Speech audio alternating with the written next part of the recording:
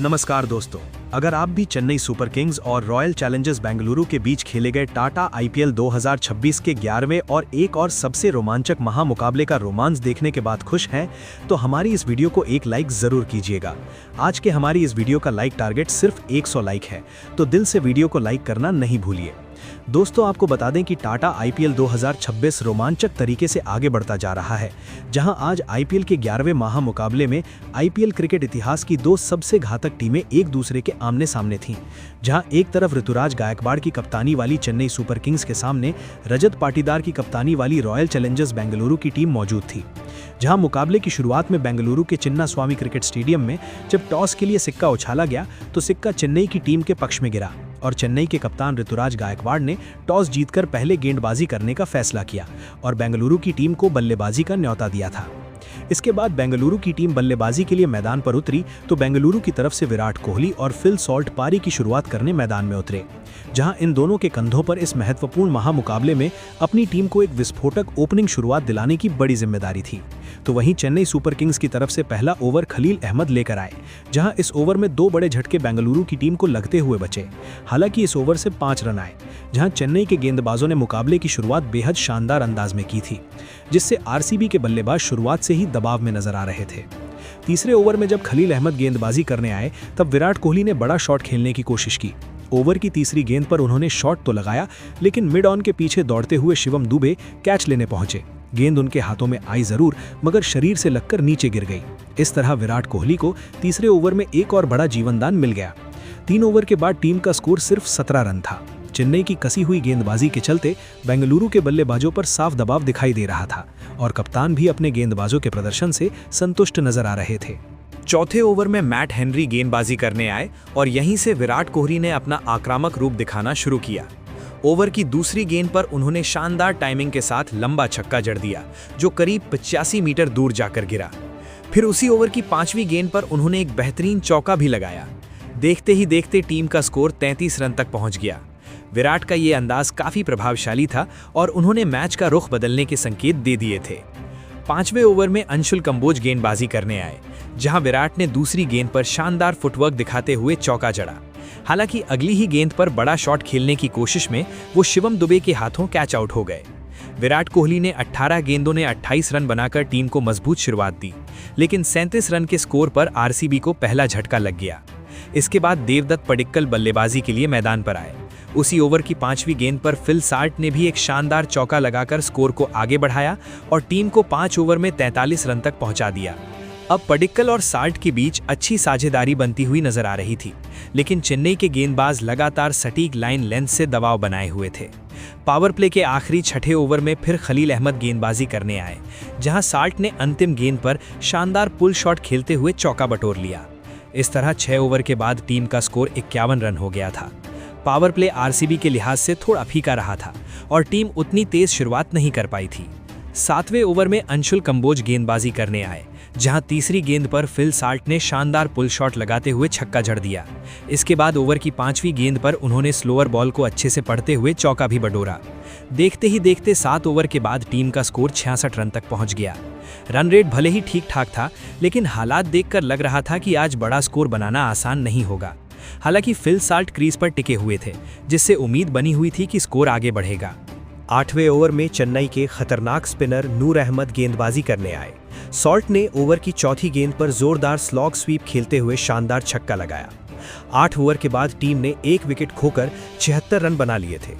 पहला विकेट गिरने के बाद कुछ देर के लिए रन गति धीमी जरूर हुई थी, लेकिन देवदत्त पडिक्कल और सॉल्ट की जोड़ी ने पारी को संभाल लिया और धीरे धीरे लय पकड़ ली। 9वें ओवर में पडिक्कल ने अपने अंदाज में खेल दिखाया और पैरों पर आई गेंद को पिकअप शॉट के जरिए चौके के लिए भेज दिया, जिससे टीम 87 रन तक पहुंच गई। दोनों बल्लेबाज समझदारी से खेलते हुए पारी को आगे बढ़ा रहे थे और 10 ओवर के बाद टीम ने 1 विकेट खोकर 91 रन बना लिए थे। लेकिन 11वें ओवर में चेन्नई को बड़ी सफलता मिली, जब शिवम दुबे ने फिल सॉल्ट को नूर अहमद के हाथों कैच आउट करवा दिया। सॉल्ट 46 रन बनाकर पवेलियन लौटे और उनके साथ 56 रनों की अहम साझेदारी भी खत्म हो गई। इस तरह आरसीबी ने अपना दूसरा बड़ा विकेट गंवा दिया। अब कप्तान रजत पाटीदार नए बल्लेबाज के रूप में मैदान पर उतरे। उसी ओवर की आखिरी गेंद पर देवदत्त पडिक्कल ने शानदार अपरकट लगाकर चौका जड़ा और टीम का स्कोर 98 रन तक पहुंचा दिया। इस समय टीम को तेजी से रन बनाने की जरूरत थी, क्योंकि अब तक रन गति बहुत ज्यादा तेज नहीं थी। चेन्नई सुपर किंग्स के गेंदबाज लगातार दबाव बनाए हुए थे और बल्लेबाजों को खुलकर खेलने का मौका नहीं दे रहे थे। लेकिन 12वें ओवर से मुकाबले का रुख थोड़ा बदलता नजर आया। रजत पाटीदार ने आते ही आक्रामक तेवर दिखाए। जब नूर अहमद फिर गेंदबाजी करने आए तो पाटीदार ने पहली ही गेंद पर इनसाइड आउट कवर ड्राइव खेलते हुए शानदार छक्का जड़ दिया। इसके बाद देवदत्त पडिक्कल भी पीछे नहीं रहे और ओवर की तीसरी गेंद पर 92 मीटर लंबा छक्का लगा दिया। इस ओवर में तेजी से रन आए और 12 ओवर के बाद टीम का स्कोर 114 रन तक पहुंच गया। रजत पाटीदार और देवदत्त पडिक्कल के बीच अब शानदार साझेदारी बन चुकी थी और पडिक्कल धीरे धीरे अपने अर्धशतक की ओर बढ़ रहे थे। 13वें ओवर में शिवम दुबे गेंदबाजी के लिए आए, जहां पाटीदार ने दूसरी गेंद पर स्लोअर बाउंसर को बेहतरीन टाइमिंग के साथ छक्के के लिए भेज दिया। इसके बाद चौथी गेंद पर पडिक्कल ने कवर्स के ऊपर से शानदार इनसाइड आउट शॉट खेलते हुए गगनचुंबी छक्का जड़ा। ओवर की आखिरी 2 गेंदों पर उन्होंने लगातार 2 चौके लगाकर टीम का स्कोर तेजी से 137 रन तक पहुंचा दिया। 14वें ओवर में मैट हेनरी गेंदबाजी करने आए और पाटीदार ने पहली ही गेंद पर स्टैंड एंड डिलीवर अंदाज में जोरदार छक्का लगा दिया। फिर ओवर की 5वीं गेंद पर देवदत्त पडिक्कल ने शानदार इनसाइड आउट शॉट खेलते हुए चौका जड़ा और सिर्फ 28 गेंदों में अपना अर्धशतक पूरा कर लिया। इस बेहतरीन पारी पर टीम और दर्शकों ने जोरदार तालियों के साथ उनका स्वागत किया। इस समय तक आरसीबी 2 विकेट के नुकसान पर 151 रन तक पहुंच चुकी थी और रन गति लगातार बढ़ती जा रही थी। हालांकि 15वें ओवर में जेमी ओवर्टन ने चेन्नई को बड़ी सफलता दिलाई। उन्होंने देवदत्त पडिक्कल को क्लीन बोल्ड कर दिया, जिससे 58 रनों की अहम साझेदारी का अंत हो गया। पडिक्कल 50 रन बनाकर पवेलियन लौटे और ये आरसीबी के लिए तीसरा बड़ा झटका साबित हुआ। इसके बाद टिम डेविड बल्लेबाजी के लिए मैदान पर आए। शुरुआत में उन्होंने थोड़ा समय लिया, लेकिन जल्द ही अपने आक्रामक अंदाज में नजर आने लगे। 16वें ओवर में खलील अहमद गेंदबाजी करने आए, जहां रजत पाटीदार ने तीसरी गेंद पर इनसाइड आउट शॉट खेलते हुए फुल टॉस गेंद को सीधे छक्के के लिए भेज दिया। इसके बाद 5वीं गेंद पर उन्होंने थर्ड मैन के ऊपर से शानदार चौका लगाया और आखिरी गेंद पर जोरदार शॉट खेलते हुए एक और छक्का जड़ दिया। इस ओवर के बाद टीम का स्कोर 172 रन तक पहुंच गया और अभी 4 ओवर यानी 24 गेंदें बाकी थीं। 17वें ओवर में नूर अहमद गेंदबाजी करने आए और इस ओवर में टिम डेविड ने पूरी तरह से मुकाबले का रुख बदल दिया। उन्होंने तीसरी गेंद पर लॉन्ग ऑफ के ऊपर से छक्का जड़ा, फिर अगली गेंद पर पुल शॉट खेलकर एक और छक्का लगाया। इसके बाद 5वीं गेंद पर स्लोअर बॉल को कवर के ऊपर से शानदार छक्के के लिए भेजते हुए लगातार 3 छक्के पूरे कर दिए। इस धमाकेदार ओवर के बाद टीम का स्कोर 193 रन तक पहुंच गया और मैच पूरी तरह से आरसीबी की पकड़ में नजर आने लगा। 18वें ओवर में अंशुल कंबोज गेंदबाजी करने आए और पहली ही गेंद पर टिम डेविड ने वाइड यॉर्कर को शानदार तरीके से चौके में बदल दिया। ओवर की 5वीं गेंद पर कंबोज ने उन्हें क्लीन बोल्ड भी कर दिया था, लेकिन अंपायर ने नो बॉल का इशारा कर दिया, जिससे टिम डेविड को बड़ा जीवनदान मिल गया। इसके बाद फ्री हिट पर उन्होंने जोरदार छक्का जड़कर टीम को और मजबूती दे दी। इस ओवर के बाद आरसीबी ने 200 रन का आंकड़ा पार करते हुए 18 ओवर में 207 रन बना लिए। अब सिर्फ 2 ओवर बाकी थे, लेकिन इन आखिरी ओवरों में जो हुआ उसने मैच को पूरी तरह यादगार बना दिया। टिम डेविड की आक्रामक बल्लेबाजी चेन्नई सुपर किंग्स के लिए किसी पूरे सपने से कम नहीं थी। 19वें ओवर में जेमी ओवर्टन गेंदबाजी करने आए, लेकिन यहां टिम डेविड ने पूरी तरह से तूफान मचा दिया। पहली ही गेंद पर उन्होंने गगनचुंबी छक्का लगाकर दर्शकों को झूमने पर मजबूर कर दिया। तीसरी गेंद पर उनका शॉट थर्ड मैन की दिशा में गया और चौके में बदल गया। चौथी गेंद पर उन्होंने साइड स्क्रीन की ओर शानदार छक्का जड़ते हुए अपना अर्धशतक पूरा किया। इसके बाद 5वीं गेंद पर भी उन्होंने बड़ा शॉट लगाकर छक्का मारा और आखिरी गेंद पर एक और छक्का लगाते हुए इस ओवर में कुल 30 रन बटोर लिए। इस समय टिम डेविड 65 रन बनाकर शानदार लय में थे और 19 ओवर के बाद टीम का स्कोर 237 रन तक पहुंच गया। अंतिम ओवर में फिर अंशुल कंबोज गेंदबाजी करने आए। रजत पाटीदार ने पहली ही गेंद पर इनसाइड आउट शॉट खेलते हुए लंबा छक्का चढ़ दिया। ओवर की आखिरी गेंद पर टिम डेविड ने चौका लगाकर टीम का स्कोर 250 रन तक पहुंचा दिया। इस तरह आरसीबी ने 20 ओवर में 3 विकेट के नुकसान पर 250 रन का विशाल स्कोर खड़ा किया। टिम डेविड ने 25 गेंदों में नाबाद 70 रन की धमाकेदार पारी खेली, जबकि रजत पाटीदार 19 गेंदों में 48 रन बनाकर नाबाद लौटे। अब चेन्नई सुपर किंग्स के सामने 251 रन का बड़ा लक्ष्य था और टीम को तेज शुरुआत की जरूरत थी। कप्तान ऋतुराज गायकवाड़ और संजू सैमसन पारी की शुरुआत करने मैदान पर उतरे। पहले ओवर में जैकब डफी गेंदबाजी करने आए, जहां चौथी गेंद पर गायकवाड़ ने मिड विकेट की दिशा में शानदार पुल शॉट खेलते हुए छक्का जड़ा और अपने इरादे साफ कर दिए। लेकिन अगली ही गेंद पर डफी की आउट स्विंग गेंद को वो ठीक से समझ नहीं पाए और स्लिप में खड़े देवदत्त पडिक्कल ने शानदार कैच पकड़ लिया। इस तरह 7 रन बनाकर कप्तान पवेलियन लौट गए और चेन्नई को शुरुआत में ही बड़ा झटका लग गया। चेन्नई को मुकाबले की शुरुआत में ही बड़ा झटका लग गया था, जब पहले ही ओवर में कप्तान आउट हो गए। इसके बाद पिछले मैच के हीरो आयुष मात्रे बल्लेबाजी के लिए मैदान पर आए और अब टीम को संभालने की जिम्मेदारी उन्हीं पर थी। लेकिन दूसरे ओवर में भुवनेश्वर कुमार ने एक और बड़ा वार कर दिया। ओवर की दूसरी गेंद पर उन्होंने मात्रे को लॉन्ग ऑफ की दिशा में शॉट खेलने पर मजबूर किया, जहां कप्तान रजत पाटीदार ने उनका आसान कैच पकड़ लिया। मात्रे सिर्फ 1 रन बनाकर लौट गए और चेन्नई ने महज 10 रन पर अपने 2 बड़े विकेट गंवा दिए।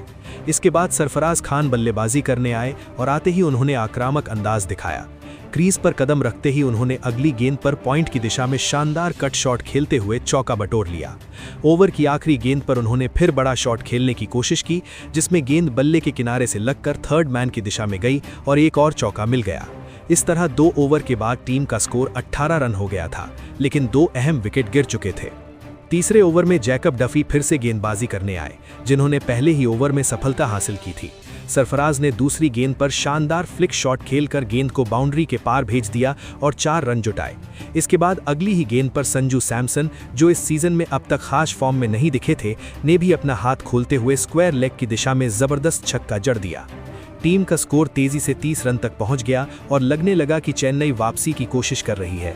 लेकिन जैकब डफी ने ओवर की 5वीं गेंद पर फिर से मैच का रुख बदल दिया। संजू सैमसन ने शॉट खेलने की कोशिश की, लेकिन गेंद को सही तरीके से टाइम नहीं कर पाए और स्लिप में खड़े देवदत्त पडिक्कल ने उनका कैच लपक लिया। सैमसन सिर्फ 9 रन बनाकर पवेलियन लौट गए और इस मैच में उनका खराब प्रदर्शन जारी रहा। 3 विकेट जल्दी गिरने के कारण चेन्नई की स्थिति कमजोर नजर आने लगी थी। अब इम्पैक्ट प्लेयर कार्तिक शर्मा नए बल्लेबाज के रूप में मैदान पर आए। इस समय टीम के लिए संभल कर खेलना बेहद जरूरी था, क्योंकि सामने 251 रन का विशाल लक्ष्य खड़ा था। अगर यहां और विकेट जल्दी गिरते तो मैच पूरी तरह हाथ से निकल सकता था। दूसरी ओर कप्तान रजत पाटीदार अपने गेंदबाजों के शानदार प्रदर्शन से काफी खुश और संतुष्ट दिखाई दे रहे थे। चौथा ओवर भुवनेश्वर कुमार लेकर आए और यहां सरफराज खान ने अपने इरादे साफ कर दिए। ओवर की दूसरी गेंद पर उन्होंने शानदार पुल शॉट खेलते हुए मिड विकेट की दिशा में चौका जड़ा। इसके बाद 5वीं गेंद पर फ्लिक शॉट लगाकर गेंद को स्टैंड्स में भेज दिया और एक गगनचुंबी छक्का बटोर लिया। इस आक्रामक बल्लेबाजी से कुछ समय के लिए बेंगलोर के गेंदबाज दबाव में नजर आए। 5वें ओवर में जैकब डफी गेंदबाजी करने आए, लेकिन सरफराज का तूफान जारी रहा। दूसरी गेंद पर उन्होंने शॉर्ट लेंथ बॉल को मिड विकेट की ओर छक्के के लिए भेज दिया। तीसरी गेंद पर लेग साइड की तरफ बेहतरीन ग्लांस खेलते हुए चौका बटोर लिया। इसी ओवर में कार्तिक शर्मा ने भी अपने हाथ खोले और आखिरी गेंद पर शानदार फ्लिक शॉट लगाते हुए मिड विकेट के ऊपर से छक्का जड़ दिया। इस तरह 5 ओवर के बाद टीम का स्कोर 64 रन हो गया। 3 विकेट गिरने के बावजूद चेन्नई ने साफ कर दिया कि मुकाबला अभी बाकी है और जीत की उम्मीदें जिंदा हैं। पावर प्ले का आखिरी 6ठा ओवर अभिनंदन सिंह लेकर आए। सरफराज ने तीसरी गेंद पर बेहतरीन टाइमिंग के साथ फ्लिक शॉट खेलकर चौका जड़ा, फिर अगली गेंद पर भी लगातार दूसरा चौका लगाते हुए दबाव बनाए रखा। ओवर की अंतिम गेंद पर सिंगल लेकर उन्होंने सिर्फ 24 गेंदों में अपना शानदार अर्धशतक पूरा किया। पावर प्ले खत्म होने तक चेन्नई सुपर किंग्स ने 77 रन बना लिए थे और मुकाबले में मजबूत वापसी कर ली थी। हालांकि पावर प्ले के बाद बेंगलोर ने फिर से मैच में पकड़ बनाई। 7वें ओवर में कृणाल पांड्या गेंदबाजी करने आए और पहली ही गेंद पर उन्होंने खतरनाक बल्लेबाज सरफराज खान को विकेटकीपर के हाथों स्टंप करा दिया। सरफराज 50 रन बनाकर आउट हुए और उनकी शानदार पारी का अंत हो गया। इस विकेट के साथ ही चेन्नई ने अपना चौथा बड़ा विकेट गंवा दिया और मैच फिर से बेंगलोर की ओर झुकता नजर आने लगा। अब क्रीज पर विस्फोटक शिवम दुबे आए और आते ही उन्होंने अपना आक्रामक अंदाज दिखाया। दूसरी गेंद पर घुटना टेक कर स्लॉग स्वीप खेलते हुए उन्होंने जोरदार छक्का जड़ा और टीम को गति दी। लेकिन दूसरे छोर पर कार्तिक शर्मा ज्यादा देर टिक नहीं सके और कृणाल पांड्या ने उन्हें अभिनंदन सिंह के हाथों कैच आउट करवा दिया। 84 रन के स्कोर पर चेन्नई की आधी टीम पवेलियन लौट चुकी थी और स्थिति काफी मुश्किल हो गई थी। इसके बाद प्रशांत वीर बल्लेबाजी के लिए आए और उन्होंने भी आते ही रन बनाने शुरू कर दिए। 8वें ओवर में उन्होंने दूसरी गेंद पर पुल शॉट खेलकर 4 रन बटोरे। वहीं शिवम दुबे ने चौथी गेंद पर फुल टॉस का फायदा उठाते हुए चौका जड़ा और टीम का स्कोर 8 ओवर के बाद 94 रन तक पहुंचा दिया। मुकाबला अभी भी रोमांचक बना हुआ था, लेकिन चेन्नई को यहां से बड़ी साझेदारी की सख्त जरूरत थी। हालांकि चेन्नई की आधी टीम पवेलियन लौट चुकी थी, लेकिन अब उम्मीदें इन दो बल्लेबाजों शिवम दुबे और प्रशांत वीर पर टिकी हुई थीं।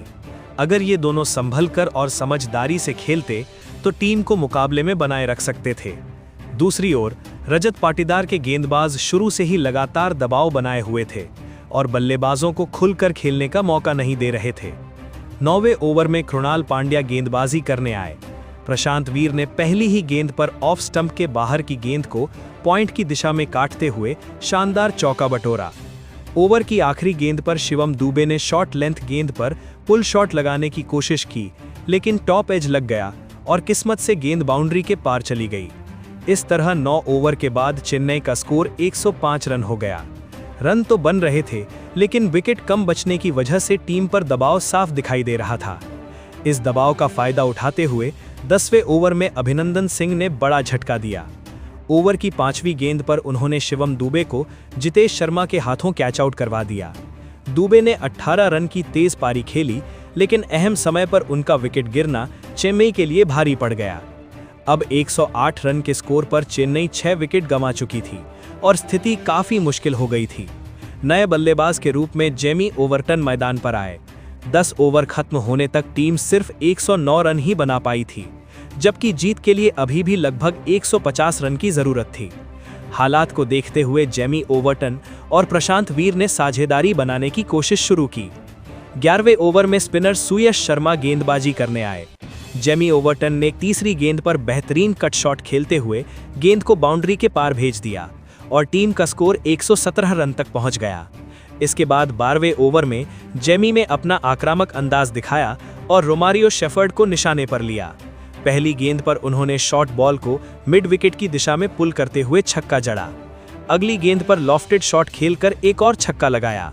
फिर तीसरी गेंद पर शानदार पुल शॉट खेलते हुए चौका बटोरा। इस ओवर में चेन्नई ने कुल 19 रन जोड़े और टीम का स्कोर 136 रन तक पहुंच गया। हालांकि जेमी ओवरटन और प्रशांत वीर क्रीज पर टिके हुए थे और रन भी बना रहे थे, लेकिन बेंगलुरु के गेंदबाज लगातार सटीक लाइन और लेंथ से उन्हें बांधे हुए थे, जिससे बड़े शॉट खेलने के मौके कम मिल रहे थे। मुकाबला अभी भी दिलचस्प बना हुआ था, लेकिन चेन्नई को यहां से चमत्कारिक प्रदर्शन की जरूरत थी। इसके बाद 14वां ओवर कृणाल पांड्या लेकर आए और यहां प्रशांत वीर ने आक्रामक अंदाज अपनाते हुए मैच का रुख बदलने की कोशिश की। पहली ही गेंद पर उन्होंने शानदार टाइमिंग के साथ गैप में चौका जड़ा। अगली गेंद पर बिना ज्यादा हिले डुले लॉन्ग ऑन की दिशा में गगनचुंबी छक्का मार दिया। तीसरी गेंद पर मिड विकेट की ओर जोरदार शॉट लगाकर एक और चौका हासिल किया। फिर ओवर की 5वीं गेंद पर छोटी लेंथ की गेंद को कट करते हुए थर्ड मैन की दिशा में चौका बटोर लिया। इस तरह इस ओवर में कुल 18 रन आए और टीम का स्कोर 157 रन तक पहुंच गया। प्रशांत वीर और जेमी ओवरटन की साझेदारी अब चेन्नई को मुकाबले में बनाए हुए थी और धीरे धीरे टीम जीत की ओर बढ़ती दिख रही थी। हालांकि अंतर अभी भी काफी था और बैंगलोर को सिर्फ 1-2 विकेट की जरूरत थी मैच का पासा पलटने के लिए। 15वां ओवर सुयश शर्मा को दिया गया, जहां प्रशांत ने शानदार बल्लेबाजी जारी रखते हुए एक चौका लगाया और टीम को 165 रन तक पहुंचा दिया। इसी के साथ दोनों के बीच 57 रनों की महत्वपूर्ण साझेदारी भी पूरी हो गई।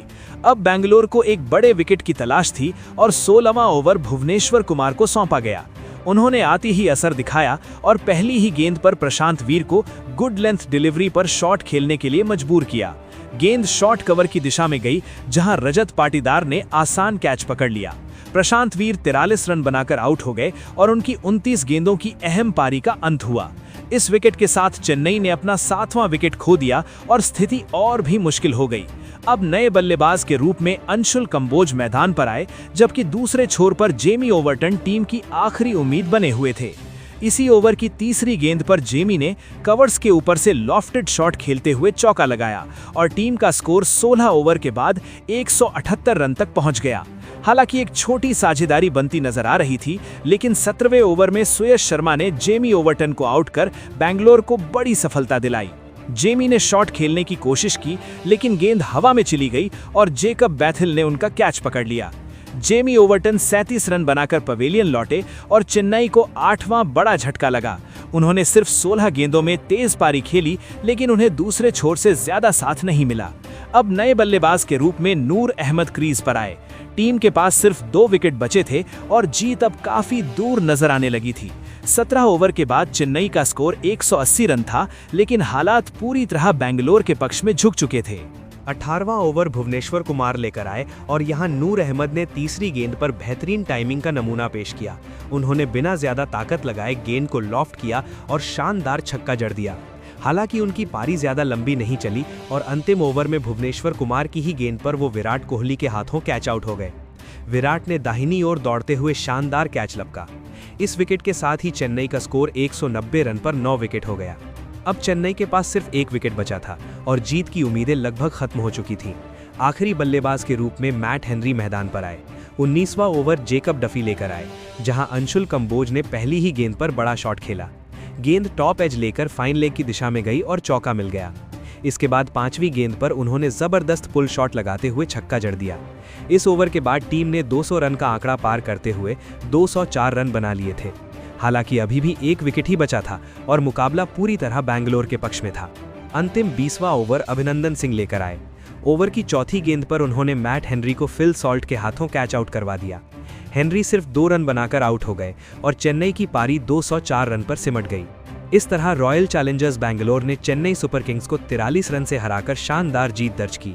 इस जीत के साथ आरसीबी ने 2 अहम अंक हासिल किए और पॉइंट्स टेबल में शीर्ष स्थान पर पहुंच गई। वहीं चेन्नई सुपर किंग्स को लगातार तीसरी हार का सामना करना पड़ा और टीम अंक तालिका में नीचे खिसककर अंतिम स्थान पर पहुंच गई। टीम का नेट रन रेट भी काफी गिर गया है। खास बात यह रही कि कप्तान महेंद्र सिंह धोनी की गैर मौजूदगी में चेन्नई का प्रदर्शन इस सीजन में काफी कमजोर नजर आ रहा है। इस मुकाबले के सबसे बड़े हीरो टिम डेविड रहे, जिन्होंने महज 25 गेंदों में 70 रन की तूफानी पारी खेली। उनकी इस पारी में 8 छक्के और 3 चौके शामिल रहे और उनका स्ट्राइक रेट 280 का रहा। वहीं देवदत्त पडिक्कल ने भी 29 गेंदों में 50 रन बनाकर टीम को मजबूत आधार दिया। आरसीबी की दमदार बल्लेबाजी और अनुशासित गेंदबाजी की दम पर टीम ने ये मुकाबला जीतकर अपने फैंस को खूब उत्साहित कर दिया। तो आप रॉयल चैलेंजर्स बेंगलोर की शानदार जीत को 10 में से कितने नंबर देंगे? अपनी राय जरूर बताएं और ऐसे ही अपडेट के लिए जुड़े रहें।